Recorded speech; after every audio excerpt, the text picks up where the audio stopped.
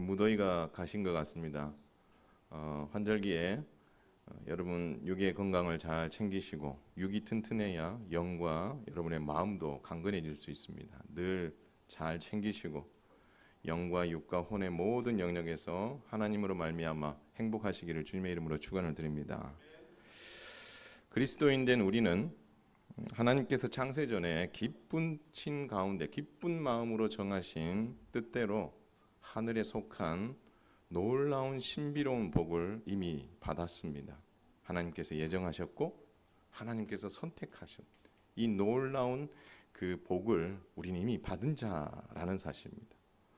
그리고 이것을 우리가 받았는데 받은 것으로 끝난 것이 아니라 하나님의 진짜 마음은 이 복을 받은 사람들이 정말 거룩하고 흠이 없는 하나님이 가지고 계신 그 속성을 따라 믿음으로 살기를 바라고 계셨다라는 것입니다. 이렇게 믿음으로 살아가는 우리 현흥교회 성도들 다 되시기를 주님의 이름으로 축원을 드립니다. 사실 우리는 이 복을 받을 만한 자격이 단 1도 없는 존재들이었습니다. 그러나 하나님께서 그리스도 안에서 십자가 사랑 안에서 이 복을 우리에게 선물로 주신 거예요. 중요한 것은 이 선물을 고이 모셔두고 어디다가 남들에게 안 보이게 하려고 어디 구석에다가 막 숨겨 놓기를 하나님은 원하지 않으십니다. 우리 하나님은 이 복을 활용하기를 원하세요. 특히 언제 우리에게 고난이 오고 어려움이 올 때. 그래서 우리 안에 어떤 의심이 생기고 불편함이 생기고 고난이 여러 번 찾아올 수 있거든요. 그런데 하나님께서는 이 고난 앞에서 이 신령한 복을 붙잡기를 원하세요. 그러면 이 신령한 복을 붙잡으면 어떤 일이 일어나게 되냐면 우리가 어디로 피할지를 아는 거예요. 가장 안전한 곳이 어딘가? 바로 값없이 우리에게 은혜를 주신 주님의 은혜의 날개 아래인 줄 믿으시기 바랍니다. 그곳으로 피하면 우리가 사는 거예요. 값없이 주신 십자가의 은혜와 그 보혈의 피의 능력으로 여러분이 덮이게 되고 그 보혈의 피에 여러분 푹 잠기게 되면 우리의 영혼은 안전하다는 확신을 갖게 됨으로 말미암아 두려움과 염려는 다 사라지게 될 줄 믿으시길 바랍니다. 그렇기 때문에 이런 은혜와 큰 복을 받은 우리에게는 정말 세상을 넉넉히 이기며 살아갈 수 있다라는 것입니다. 한편 오늘은요, 여기서 한 걸음 더 나아가서 우리가 고난을 받을 때 우리를 부르신 목적과 그것을 완성하시려고 사셨던 이 그리스도의 삶을 통해 우리는 하나님께서는 또 다른 방법을 우리에게 제시해 주고 있습니다.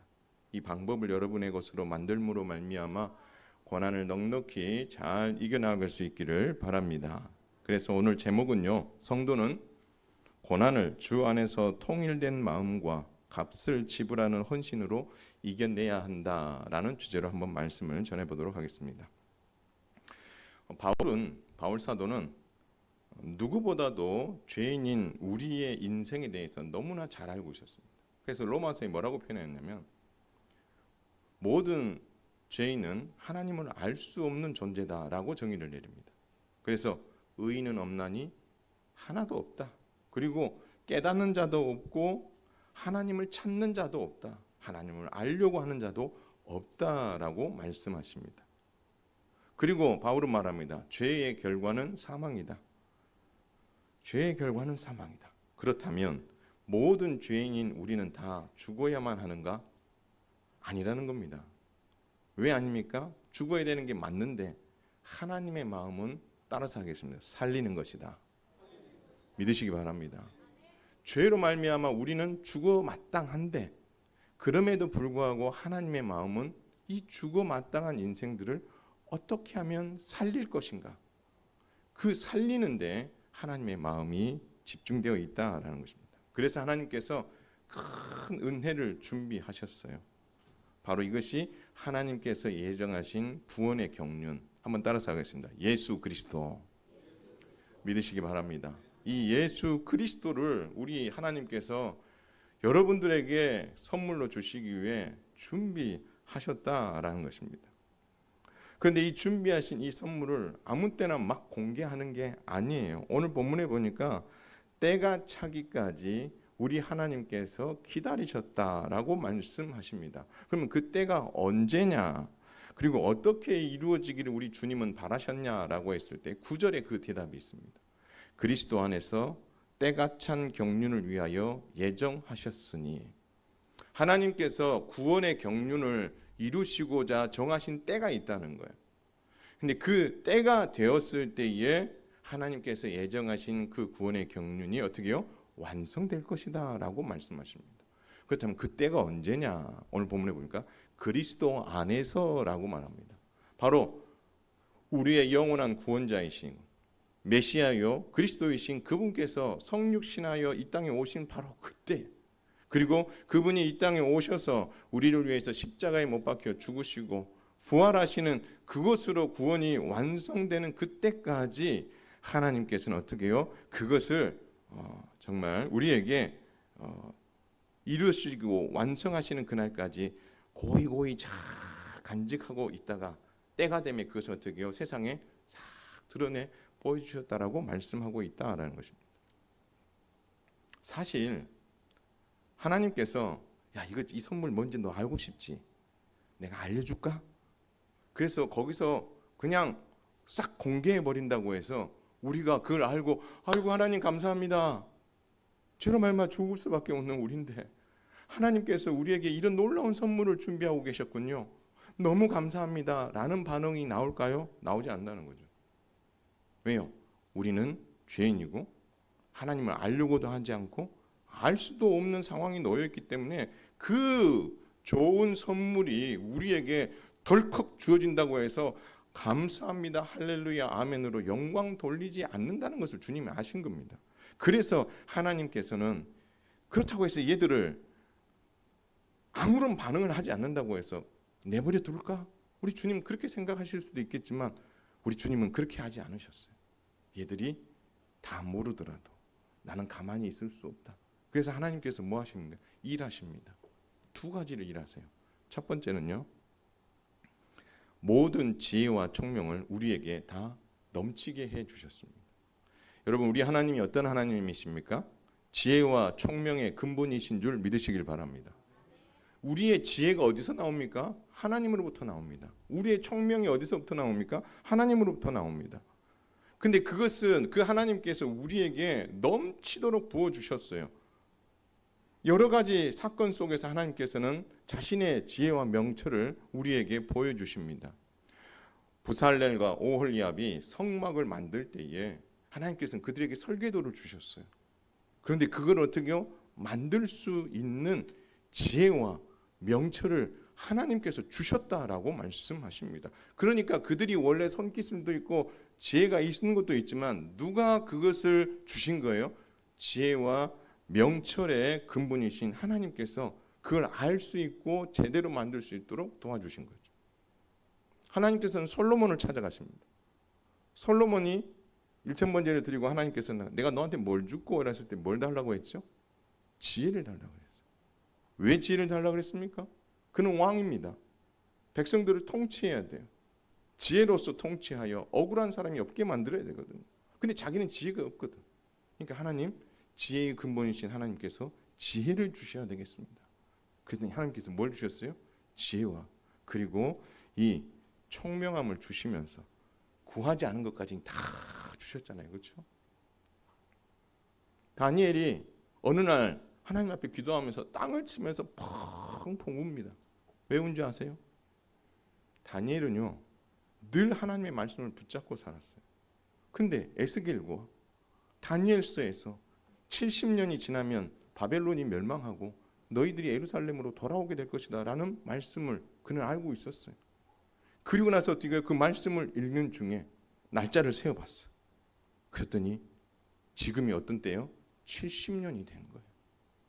하나님께서 이 백성들을 뭐 하실 것이다? 구원하실 것이다. 하나님께서 다니엘에게 뭘 주신 거예요? 지혜를 주시고 총명함을 주심으로 말미암아 그 때를 분별하게 해주시는 거죠. 그래서 뭘 하는 거예요? 준비하게 하는. 그 지혜와 그 명철함과 이 총명함의 근본이신 하나님께서 우리 백성들에게, 우리에게 정말 알려고도 하지 않는데 그래도 한번 들어봐라. 주님은 계속해서 우리에게 어떻게 해요? 그것을 풍성하게 그 지혜와 명철을 주어서 너희를 향한 구원을 위한 나의 마음을 그들로 알게 하시기 위해 하나님 무단히 노력하셨다라고 말씀하셨습니다. 두 번째 하나님께서 하신 일이 뭐냐면 오늘 본문에 보니까 그 뜻의 비밀을 우리에게 알려주셨다라고 이야기합니다. 여러분 마음속에 한 가지씩 비밀을 가지고 계실 거예요. 어떤 분은 그 이상도 가질 수 있고 이 비밀은 누구한테도 들키면 안 돼. 가지고 있는 비밀이 있을 수 있어요. 근데 여러분 그 비밀이 영원하던가요? 영원하지 않아요. 그 비밀은 내가 잘 감춘다고 해도 언젠간 이것이 뭐 하게 돼 있어요? 드러나게 돼 있어요. 여러분 오늘 그 뜻의 비밀이라는 말은 뭐냐면 하나님께서 계획하신 구원의 경륜, 그 구원의 경륜이 비밀스럽게 잠겨져 있었는데 그것을 알 수 있게 해 주셨다라는 것입니다. 그것이 옛날에는 아무리 하려고 해도 몰랐는데 하나님께서 이 백성들에게 껍질을 까고 알려주셔서 온전히 이 비밀이 무엇인지 드러내게 할 때가 있다라고 골로새서는 말씀하고 있고 골로새서는 그래서 이렇게 이야기합니다. 이 비밀은 너희 안에 계신 그리스도시니라. 할렐루야. 그리스도라는 이 보물을 비밀을 하나님께서 다 감추고 계셨다가 이 백성들이 한 번에 알아들을 수 없으니까 알려주신 거죠. 껍데기 하나 꼭 벗겨가지고 알려주시고 그 다음 거 벗겨가지고 알려주시고 그 다음 거 벌리고 알려주시고 그리고 결국에 그 비밀이 누구다? 예수님이야 라고 짠 하고 소개한 게 아브라함과 다윗의 자손 예수 그리스도의 계보라. 마태복음 1장 1절이다 라는 것입니다. 그렇다면 하나님께서는요 이 백성들은 구원에 대해서 관심 없는데 우리 하나님은 어떻게 해서든 그들을 살리고 싶어서 이렇게 힘써 수고를 하셨죠. 그렇다면 하나님께서 이렇게까지 수고하시며 구원의 경륜을 우리에게 알리려고 하신 이유가 있다라는 것입니다. 여러분 우리 10절을 한번 읽을까요? 10절 큰 소리로 한번 읽겠습니다. 시작. 하늘에 있는 것이나 땅에 있는 것이 다 그리스도 안에서 통일되게 하려 하심이니라. 하늘에 있는 것이나 땅에 있는 것이 다 그리스도 안에서 뭐 하게 된다고요? 뭐 하게 된다고요? 통일. 여러분 이 통일된다는 말이 뭐냐면 헬라어로 들어가 보면 이게 요약한다는 말도 있지만 이건 좀 따라서 해야 돼요. 한데 모은다. 통일된다는 말은 한데 모은다라는 의미가 있어요. 이 말은 무슨 말이냐면 만물의 중심이 되신 예수 그리스도 안에서 그분의 주권 아래에 모든 백성들을 다 뭐 하시겠다는 거예요? 불러 모으시겠다. 그 얘기를 하고 있는 겁니다. 여러분 이게 가능할까요? 가능합니다. 여러분 만물이 분열되어 있다는 것이 전제된 이야기입니다. 분열되어 있으니까 흩어져 있으니까 그것을 다 하나님께서 뭐 하신 거예요? 다 하나로 모으시는 거죠. 누가 그것을 이루셨다는 거예요? 그리스도께서 이루셨다라고 말씀합니다. 여러분 하나님께서 천지를 창조하셨을 때에 그 창조된 것의 조화로움과 아름다움 그리고 하나님과 피조물과의 그 정말 온전한 그 관계들 그리고 그들이 있어야 될 자리에 있고 그들이 감당해야 될 책임들을 감당함으로 말미암아 창조 안에는 뭐가 있는 거예요? 질서가 있어요. 창조 안에는 하나됨이 있어요. 흐트러짐이 없어요. 그런데 이 완벽한 창조의 그 질서와 그리고 온전함과 하나됨 안에 뭐가 침투합니까? 죄가 침투하게 됩니다. 죄가 세상에 들어옴으로 말미암아 이제는 모든 것이 다 깨집니다. 하나님과 인간과의 관계도 깨지고 인간과 피조물과의 관계도 다 깨집니다. 그렇게 조화로웠던 그 모든 그 시스템들이 다 어떻게요? 깨져버렸습니다. 통일되지 못한 채 뿔뿔이 다 흩어지게 됐고 결국 아담과 여자도 에덴 동산에서 어떻게 되죠? 쫓겨나게 되는 일들이 벌어나게 됩니다.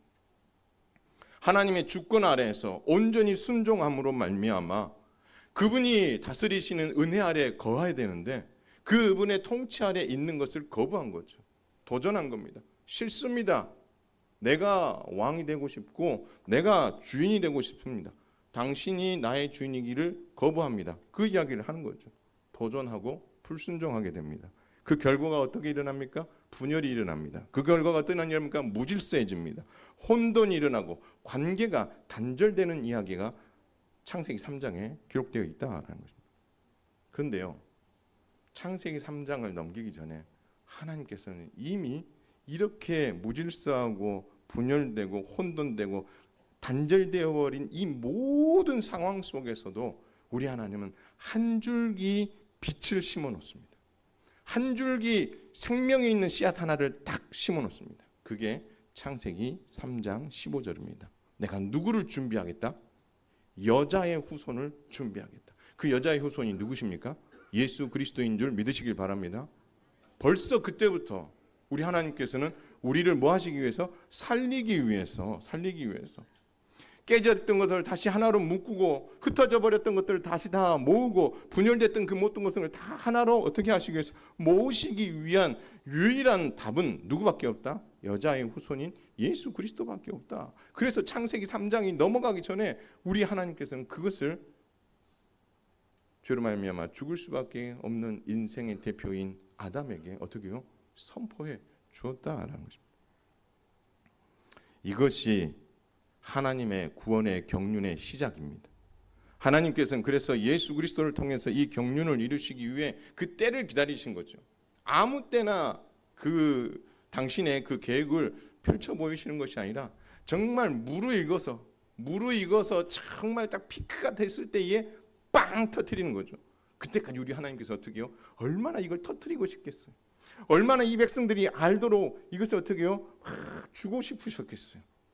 근데 하나님께서는 그 욕심을 끝까지 참으십니다. 그리고 딱 터뜨려야 될 때 딱 터뜨리죠. 그게 바로 예수님의 이 땅에 오심, 성육신에서 이 땅에 오시는 그 순간 세상에 쫙 공개를 합니다. 그게 아까 우리가 했던 마태복음 1장 있죠. 아브라함과 다윗의 자손 예수 그리스도의 계보라. 결국 때가 되자 예수님의 십자가의 죽으심과 부활로서 구원의 경륜은 완성된 줄 믿으시길 바랍니다. 그리고 하나님께서는 만물을 그리스도 안에서 통일되게 하셨어요. 그리스도 안에서 교회로 자기 백성들을 불러 모으기 시작하셨다라는 것입니다. 보십시오. 예수님께서 십자가에서 죽으시고 부활하시고 승천하신 이후에 성령이 강림했습니다. 그 이후에 어떤 일이 벌어지죠? 지금처럼 교회라는 건물은 있지 않았지만 교회라는 공동체 안으로 누가 몰려오기 시작합니까? 믿지 않던 유대인들이 예수님을 믿고 모이기 시작하는 거예요. 근데 몇 장 딱 넘어가니까 이제 누가 몰려오는 거예요? 예루살렘, 온 유대와 사마리아 사람까지. 그리고 어떻게 해요? 사도들에 의해서 많은 이방인들까지 누구에게로 나오는 거예요? 예수 그리스도 안으로 들어오게 되는. 하나님께서 그들이 다 뿔뿔이 흩어져 있었는데 하나님께서 그들을 다 어떻게 해요? 누구 이름 안에? 예수 그리스도의 이름 아래로 어떻게 해요? 그들은 다 불러 모으기 시작하셨다라는 거죠. 그래서 그분은 우리에게 어떠한 분입니까? 만왕의 왕이요 만주의 주가 되시는 줄 믿으시기를 바랍니다. 근데 그 만왕의 왕이요 만주의 주가 되시는 일이 언제 벌어집니까? 예수님께서 십자가에서 죽으시고 부활하시고 그 다음에 우리 하나님은 그분을 승천하여 어디에 앉히셨다고 그랬죠? 하나님 보좌 우편에 앉히셨다라고 말씀합니다. 그리고 하나님 보좌 우편에 앉은 그 사건을 두고 사도행전은 뭐라고 했냐면 한번 따라서 해보세요. 주와 그리스도가 되게 하셨다. 믿으시기 바랍니다. 여러분, 주와 그리스도가 되게 하셨다는 말이 뭡니까? 바로 온 우주 만물을 통치하시는 분이 누구시다? 부활하신 예수님이시다. 더 나아가서 교회의 머리가 되신 그분이 교회의 주인이시다라고 선언하고 있는 거예요. 근데 그 선언을 누가 하게 하셨어요? 하나님께서. 그분을 승천하여 하나님 보좌 우편에 앉히심으로 말미암아 온 세상 만물들을 향하여서 예수 그리스도 이분이 누구시다? 만왕의 왕이요 만주의 주가 되어 온 우주 만물을 통치할 분이시다는 것을 누가 선포하신 거예요? 하나님께서 선포하셨어요. 그리고 또 교회를 향해서 말합니다. 내가 교회로 자기 백성들을 다 불러 모아줄 건데 그 교회의 머리가 바로 예수 그리스도라는 것을 우리 하나님께서는 세상을 향하여, 교회를 향하여 선포하셨다라는 것입니다. 이로써 뭐가 일어나는 겁니까? 통치가 일어나는 거예요. 그리고 세상 끝에 어떤 일이 나요? 모든 만왕의 왕들이 다 누구의 무릎 앞에 꿇는다 그랬어요? 예수 그리스도 앞에 다 무릎을 꿇는 일들이 일어난다라고 말씀하십니다. 그뿐만이 아닙니다. 예수님께서는 교회의 머리로서 지금도 이 교회를 보호하시고 통치하고 계신 줄 믿으시길 바랍니다. 이 교회에 하나님께서는 질서를 주시고 이 교회에 직분의 조화를 주시고 그래서 어떻게 합니까? 그분이 왕으로서 그리고 머리로서 주로서 이 교회가 교회되도록 만드는 일들을 누가 하신다는 겁니까? 주님이 하신다라고 말씀하고 있다라는 거죠.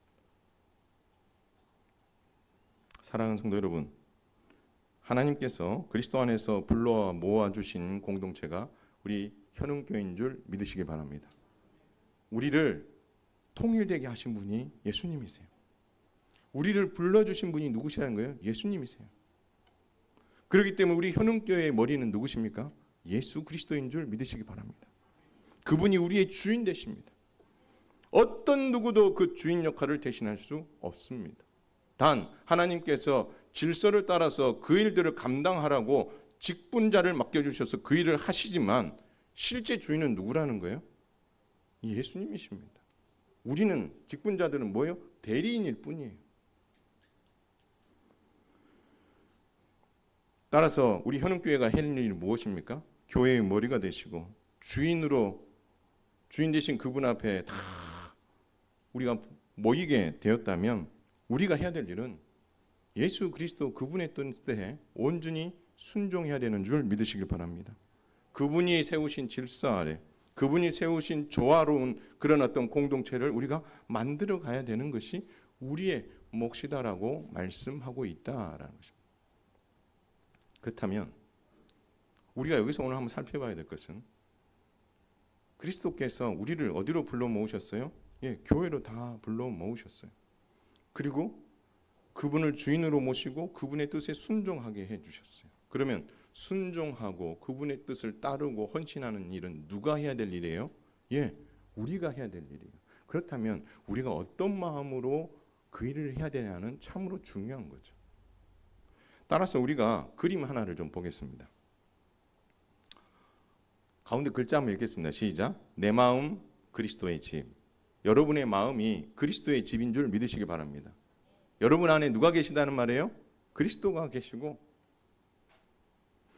따라서 여러분 누가 교회의 머리 대신 예수님을 주로 모시고 사는 성도인 것 같아요? 양쪽의 둘 중에서 누가 제대로 그리스도를 주로 모시고 사는 사람의 모습일까요? 왼쪽, 오른쪽?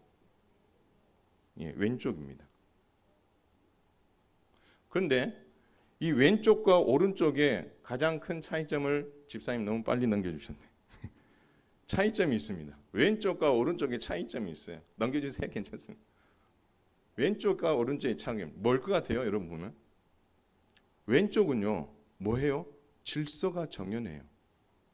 조화를 이루고 있어요. 안정적이에요. 그렇죠? 깔끔하죠, 그렇죠? 근데 특징이 뭐예요? 마음의 중심에 누가 계신 거예요? 그리스도가 계신 거예요. 그리스도가 우리의 마음의 주인으로 살고 계시면 여러분 마음 안에는 이 세 가지가 나타나요. 무질서하지 않습니다. 질서가 있고요. 조화를 이루고요. 여러분의 마음에 안정이 찾아옵니다. 근데요, 반대로 여러분의 마음의 중심의 의제에 예수님 잠깐 내려 계시죠. 제가 주인 되겠습니다 하고 여러분 내가 주인의 자리에 딱 올라가면 여러분 오른쪽 그림은 왼쪽 그림과 어떤 면이 다르죠? 무질서하죠. 공의 크기도 다르고 그리고 사방천지에 막 흩어져 있잖아요. 그렇죠? 여러분의 책상을 보는 듯 저의 책상을 보는 듯 보죠? 뭐는 거예요? 무질서해요. 조화롭지가 않아요. 저거 보면서 여러분 안정감을 느끼시나요? 불안하잖아요. 가장 큰 차이가 무엇입니까? 바로 예수 그리스도를 내 마음의 주인으로 모시게 되면 여러분의 마음 안에는 질서가 생기고 조화가 일어나고 안정감이 깃들이게 됩니다. 그렇게 되면 여러분 어떤 일이 생긴 줄 아세요? 여러분 입술에서 감사가 나옵니다. 여러분의 입술에서 찬송이 나옵니다. 여러분의 은혜에서 입에서 은혜를 자랑하게 되어 있어요. 그리고 그리스도를 높이게 되어 있어요. 하나님 당신이 하실 것입니다라는 것을 고백하게 되어 있어요. 아니라고요? 깁니다. 100%입니다. 그러나 반대로 내가 주인이 되고 내가 왕이 되어 그 자리에 앉아 있으면 무질서하고 조화롭지 못하며 불안해요. 분노가 일어나고 불편한 거죠. 이것이 여러분의 마음속에 나는 그리스도를 주인으로 모신다고 하지만 그렇게 살지 못하면 반드시 우리 안에 이런 증상들이 나타나게 되어 있다라는 것입니다. 따라서 저는 이것이 누가 이런 사람이다 아니다 이걸 말하는 게 아니고 우리 스스로를 한번 뭐 해보자는 거예요? 점검해보자라는 것입니다. 나는 정말 그리스도를 내 마음의 중심에 모심으로 말미암아 내 영혼 평안해, 내 영혼 평안해. 이 찬양을 기쁘게 부를 수 있는 심령인지, 하나님이 행하신 일들을 마음껏 찬양하고 있는지, 그 하나님이 행하실 일을 마음껏 기대하고 있는지, 여러분의 입술에서 하나님이 일하실 것을 선포하고 증거하고 자랑하고 있는지, 아니면 하나님 이것도 안 되고 저것도 안 되고 불평과 불안정한 그런 모습들이, 그러므로 분노하고 불편함들이 여러분 안에서 묻어나고 있는지 우리가 한번 살펴보자라는 거예요. 여러분 이것을 살피는 가장 큰 이유는 우리 하나님께서 우리를 십자가의 죽으심과 부활로 그 값 주고 우리를 어떻게 해요? 사셨을 뿐만 아니라 다 불러주셨거든요. 그럼 불러주신 이유가 뭘까요? 함께 자라가고 성장하고 그리스도의 장성한 분량까지 이르기를 주님 바라기 때문에 하나님 모아 주신 것 아니겠어요? 그러면 모여 있는 우리가 어떠한 마음의 자세로 그 공동체에 속해 있느냐가 정말 중요한 거죠. 주님은 주님이 되셔 주가 되셔서 우리를 불러 주셨는데 하나님 내 마음의 중심에는 당신보다 내가 더 있는 게 낫겠습니다라고 생각하고 우리가 믿음 생활 한다면 여러분 그 부르심 주님의 그 부르시기 위해서 치르신 그 대가가 얼마나 아쉽겠습니까? 따라서 요즘 여러분들이 많이 힘드시다는 건 알고 있습니다. 많이 힘드실 거예요. 여러분의 생각이 무질서해지고 믿음과 삶이 조화를 이루지 못하고 즐겁고 행복하지 않으며 마음이 불안정하고 불편할 수 있습니다. 어떤 분은 말합니다. 희망이 없는 건 아닌가. 그러나 여러분 이 마음들은 주님이 주시는 마음이 아닙니다. 어쩌면 이 마음들이 우리 안에 자꾸 일어난다라는 것은 내가 불안한 거죠. 달리 말하면 내가 내 마음의 중심에 꼭 앉아 있으려고 하니 이렇게 불안한 마음이 생기는 거예요. 여러분 현흥교회의 머리요 주인이신 예수님께서는 여러분을 끝까지 붙들고 계신 줄 믿으시기 바랍니다. 절대 포기하지 않으십니다. 다만 내가 내 마음 그리스도의 집을 어떻게 잘 가꾸느냐가 중요한 거예요. 지금 이 시점에서 내 마음의 중심을 어떻게 잘 가꾸어 가느냐. 내 마음의 중심에 그리스도를 주인으로 모시기 위해서 무단 애를 쓰고 여러분이 주인 되려고 하면 몸부림치면 칠수록 힘든 거는요. 주님이 힘든 게 아니라 여러분이 힘들어요. 여러분이 주인이 돼서 모든 걸 결정하고 그 결정에 대한 그 결과에 대해서 여러분이 다 책임지고 그래서 생기는 그 불편함들과 어려움들을 여러분이 다 끌어안고 있는 거 우리 주님 원하지 않으시거든요. 그래서 왜 주님이 우리의 마음의 중심에 있으셔야 돼요? 이 모든 것을 다 누구에게 맡기라는 거예요? 예수님께 맡기라는 거예요. 그 작업이 필요한 거죠. 우리 현흥교회 성도들 모두가 힘든 거 잘 알죠. 그러나 여러분 그 모든 상황에 여러분들이 마음을 다 내려놓고 될 대로 되라 이렇게 되면 아무런 변화가 일어나지 않습니다. 우리 주님은 말씀하십니다. 얘야 내가 네 마음의 주인이 되고 싶은데 너가 그렇게 힘들어하는 거 내가 아는데 그 힘들어함의 중심에 그 마음의 출발이 어디니? 나니 너니? 주님 물으시는 거죠. 내가 그 모든 것을 움켜쥐려고 하면 여러분 너무너무 힘들어질 수밖에 없고 무질서해질 수밖에 없고 혼돈스러울 수밖에 없고 뭐 할 수밖에 없어요? 예. 불안해할 수밖에 없는 거죠. 따라서 여러분의 마음의 중심을 예수님께 다시 돌려주리기를 주님의 이름으로 축원을 드립니다. 이게 답이에요.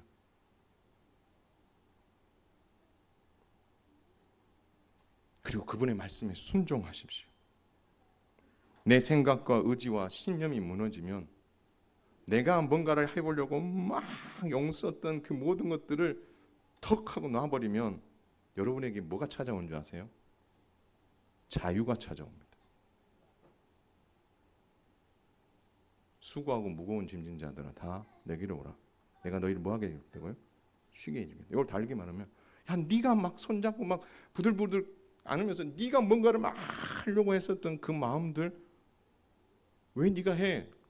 그건 내가 할 일이야. 너의 주가 되는 내가 할 일이고 현흥교의 주가 된 내가 할 일이고 왜 네가 오버하고 있어? 나는 너가 그 무거운 거를 나한테 맡겼으면 좋겠어. 그리고 너가 자유해졌으면 좋겠어. 여러분 그렇게 되면요. 여러분의 숨통이 뻥 하고 트여지게 될 겁니다. 여러분 우리가 한 번씩 힘든 일이 있다가 이런 행동들을 하잖아요. 땅이 꺼지라 이거지. 어휴 하면 막 땅이 꺼질 것 같아 막. 그 돌려 이야기하면 뭐예요? 내가 뭐 하다는 거예요? 힘들다는 거잖아요. 내 마음이 무겁다는 거잖아요. 근데 여러분 그거를 해결하는 방법은 다른 게 아닙니다. 여러분이 숨통이 탁 트이고 아 이제 내가 살 것 같아. 그 시작은요. 여러분의 마음의 중심에서 여러분이 내려오는 겁니다. 그리고 그분을 올려드리는 거예요. 그리고 그때부터 뭐 하는 거예요? 하나님 내가 뭐 하기를 원하십니까? 하나님 내가 행복해지고 싶은데 하나님 내가 뭐 하기를 원하십니까? 하나님 내게 분별력을 주셔서 상황을 정확하게 판단하고 하나님께서 바라시는 바를 따라 내가 순종할 수 있는 믿음을 주시옵소서. 모든 결정은 당신께 맡깁니다. 도와주시옵소서. 여러분의 생각으로 막 하려고 하지 마세요. 그러면은요, 여러분이 행복해져요. 여러분의 육체가 행복해지고요. 여러분의 영이 행복해지고요. 여러분의 마음이 단단하게 되는 줄 믿으시길 바랍니다. 그러면은요, 여러분의 얼굴이 딱딱하게 굳었던 여러분의 얼굴에 뭐가 생겨요? 미소가 떠오르게 되고요. 웃음이 찾아오게 되고요. 그 전에 나왔었던 그 말들은 다 사라지고 감사가 찾아오고 하나님을 찬송하게 되고 그러면은요, 이 하나님을 찬송하고 하나님의 일하심을 기대하고 그리고 여러분의 입술에서 감사가 막 나오잖아요. 이 말은 달리 말하면 하나님 내가 살 것 같아요. 하나님 내가 이제까지 막 숨막혀 죽을 것 같았는데 하나님 내가 이제 살 것 같아요. 당신 때문에 내가 살아났습니다. 당신이 내 마음의 주인이 되니 내가 살 것 같아요. 내가 왜 이걸 몰랐을까요, 주님? 뒤늦게라도 알게 해주신 것 감사합니다. 여러분의 얼굴에서, 여러분의 마음에서 이런 어떤 기적이 일어남으로 말미암아 여러분 한 사람 한 사람의 정말 행복이 그리고 숨이 돌아오는 은혜가 우리 현흥교회를 살리고 우리 현흥교회를 새롭게 만드는 기적이 일어나게 주님의 이름으로 축원을 드립니다. 그렇다면 하나님께서는 어떻게 우리를 그리스도 안에서 통일되게 하셨는가? 그럼 이걸 원리인데 잘 한번 들어보셔야 돼요. 하나님께서 그리스도 안에서 우리를 하나로 통일되게 하시고 불러 모으셨단 말이에요. 그럼 어떻게 그렇게 하셨는가? 여러분 오늘 7절을 한번 보겠습니다. 7절 뒷부분에 보면 그의 피로 읽습니다. 시작. 그의 피로 말미암아 속량 곧 죄사함을 받았느니라. 아멘.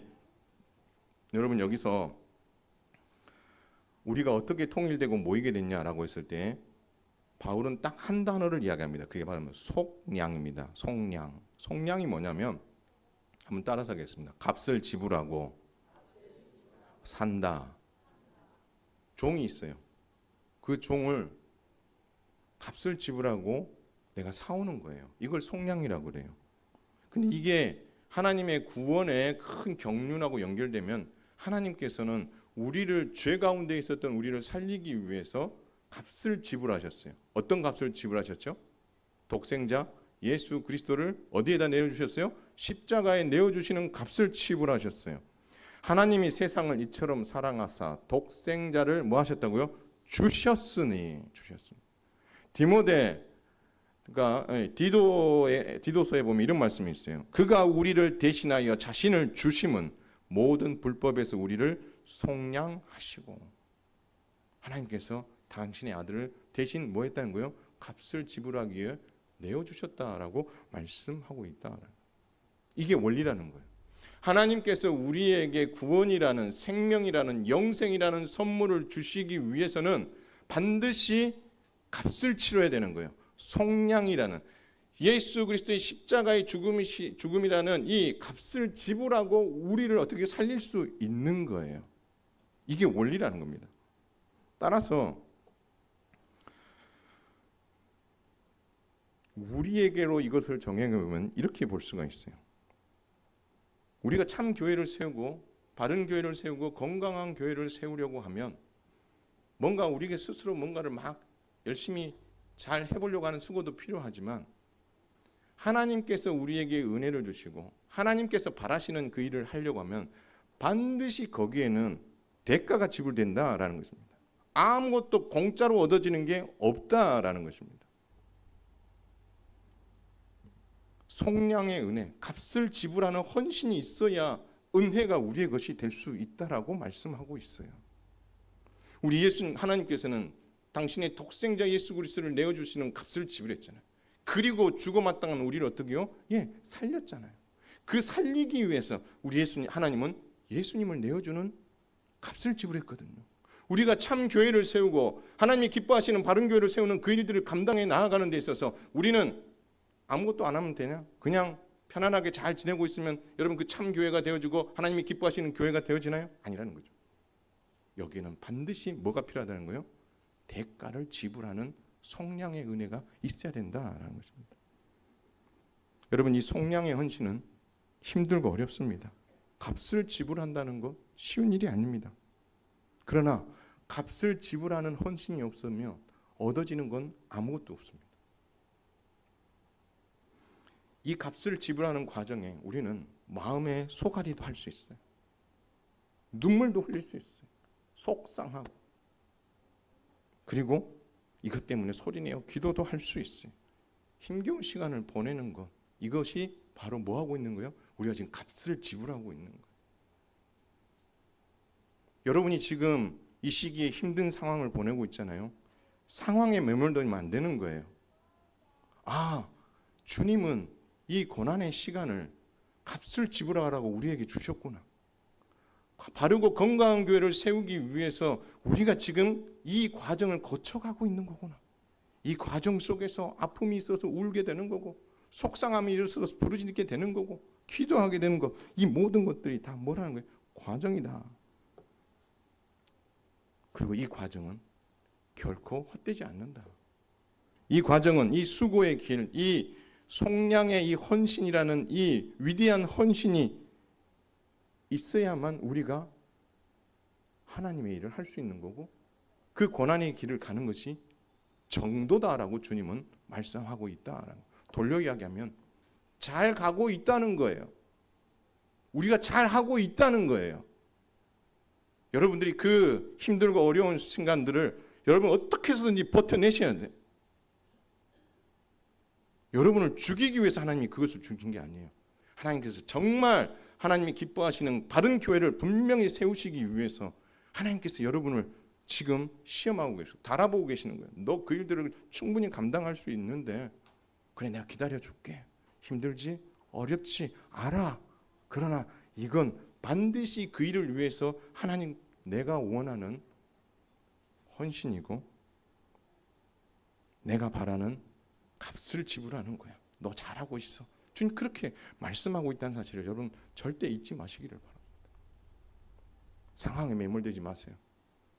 이건 하나의 과정이고 하나님께서 우리에게 지금 원하시는 거고 그것을 어떻게 이겨나가느냐는 우리에게 주어진 몫인데 이미 답은 나와 있는 거고 그 부분을 내가 어떻게 헌신할 거냐 그것은 여러분이 이제 결단해야 되는 몫이겠죠.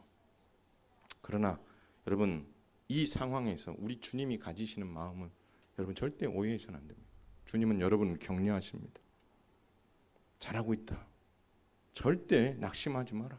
어떠한 말과 속임수에도 속지 마라. 온전히 통일되고 하나됨을 이루신 나, 이 현흥교회의 주인 되는 나, 이 현흥교회의 머리 된 나를 믿어. 나 이 교회를 결코 포기하지 않아. 나 이 교회가 바르게 서기를 원해. 그리고 지금은 너희가 지금 힘든 이거는 과정인데 너가 이거 잘 지나가기를 내가 원하고 있어. 이 고통과 아픔과 아쉬움과 속상함, 억울함의 이 대가를 지불하면서 기도하면서 내 앞에 나와서 씨름하지 않으래? 이거 들고 하나님 앞에 나와서 몸부림쳐보지 않을래? 내가 반드시 너를 만나줄게. 그리고 너의 그 무거운 짐을 내가 가볍게 해줄게. 그리고 내가 이 일을 통해서 가지시는 놀라운 일들이 무엇인가 내가 너에게 보여줄게. 너의 그 염려를 다 사라지게 만들게. 너의 그 불안함을 다 없애줄게. 주님께서 그렇게 여러분에게 말씀하고 계심을 여러분 잊지 마시길 바랍니다. 그렇게 되면은요 흔들리지 않습니다. 이렇게 나가면요 그리스도께서 십자가의 죽으심과 부활로 우리를 통일되게 하고 하나 되게 한 이 목적이 절대 흔들리지 않습니다. 왜요? 이 하나됨과 통일됨을 설계하신 분이 누구시기 때문에? 하나님이시기 때문에. 그리고 이 모든 것을 이루신 분이 누구시기 때문에? 그리스도이시기 때문에. 고난과 어려움이 이 과정 속에 있는 겁니다. 우리는 지금 고난의 터널을 통과하는 중입니다. 그리고 이것은 과정이기 때문에 좌절할 이유가 없습니다. 여러분 과정이 있다는 것은 뭐가 있다는 거예요? 끝이 있다는 거예요. 끝이. 교회의 머리 되신 예수님께서 현흥교회의 하나됨을 위해 통일됨을 위해 우리를 다 불러 모아셨는데 불러 모은 것으로 끝나는 것이 아니라 우리 교회를 여러분 한 사람 한 사람을 끝까지 붙잡고 계시는 줄 믿으시길 바랍니다. 하나님께서 그리스도 안에서 성령 하나님으로 말미암아 여러분을 반드시 도우십니다. 여러분은 혼자가 아닙니다. 여러분 혼자가 아니고 성령께서 그리고 우리 주님께서 여러분을 반드시 붙드시고 이끌어 주셔서 지금보다도 한층 더 성숙한 믿음의 자리에 서게 되는 놀라운 기적이 일어나게 될 줄 믿습니다. 그래서 상황에 매몰되지 마시고 하나님께서 이것까지도 주셨는데 이것을 내가 어떻게 대가를 지불하고 내 것으로 만들 것인가 이 영적인 욕심으로 여러분 안에 충만하여서 지금 조금 힘들어서 여러분의 얼굴이 불편할 수 있지만 이 사실이 여러분의 것으로 확 다가옴으로 말미암아 여러분이 자유해지기를 바랍니다. 여러분이 소망을 갖게 되기를 바랍니다. 여러분이 하나님께서 주시는 그 위로와 은혜로 넉넉히 잘 이겨서 결국 여러분의 입술 안에서 이런 고백이 나올 거예요. 하나님께서 하셨습니다. 할렐루야. 이 말이 나온다는 것은 여러분 안에 있는 그 복잡했던 무질서했던 것들, 혼란스러웠던 것들, 그 모든 것들이 정리가 다 됐다는 거예요. 그리고 어떻게요? 보이는 거죠. 하나님의 일하심. 그러니까 어떻게요? 찬송이 나오는 거고 간증이 나오는 거예요. 여러분 이런 기적이 저에게만이 아니라 여러분 모두에게 일어남으로 말미암아 함께 살아나는 기쁨, 함께 하나님의 기적을 보는 기쁨, 하나님께서 어떤 일들을 행하실지 하더라도 그것에 대해서 감사와 영광으로 올려드리는 우리 모두가 되는. 그래서 사단이 두려웠다는 우리 현흥교회를 바라보면서 야 현흥교회 건드리면 안 되겠다. 정말 믿음 있는 교회다. 정말 하나님의 하나님 되심을 위해서 정말 기쁘게 값을 지불할 수 있는 믿음의 사람들의 모임이다. 이렇게 사단이 두려워할 뿐만 아니라 우리 하나님께서 인정해 주시는 믿음의 교회 꼭 될 수 있기를 주님의 이름으로 축원을 드립니다.